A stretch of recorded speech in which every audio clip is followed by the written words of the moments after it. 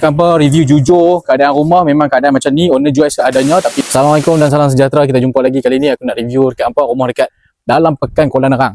So nak pergi ke Pekan Kuala Nerang ni tak jauh, pasar pagi pun tak jauh, lebih kurang dalam 400 meter macam tu je. So rumah ni kita nak jual adalah type semi-D. Okay, type semi-D, keluasan rumah ni adalah 2454 square feet. Ada 3 bilik, 2 bilik ayak dan satu lagi tambahan bilik ayak dekat bahagian luar. Right, rumah ni freehold Rizal Melayu . So kali ni aku nak review dekat apa, review jujur keadaan rumah. Memang keadaan macam ni, owner jual seadanya tapi dia akan kemas-kemas balik lah. Okay, so tak ada apa-apa yang owner akan repair.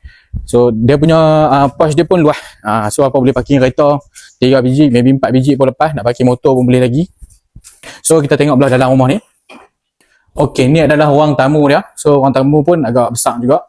Dan tepi ni kita ada pergi kepada master bedroom . Okay, dalam master bedroom ni pun ada satu toilet.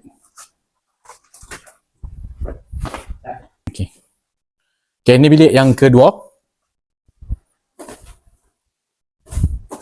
Okay, ini bahagian untuk family nak rehat-rehat.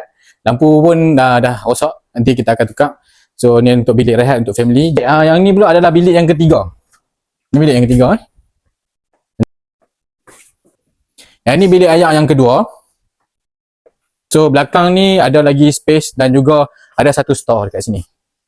Alright, okay, jom kita pergi ke bahagian dapur pula. Okay, dapur owner dah buat siap tabletop dekat sini dan ada space yang besar lah untuk kita nak wife nak memasak apa semua kan. Okay, so dia boleh access terus ke luar.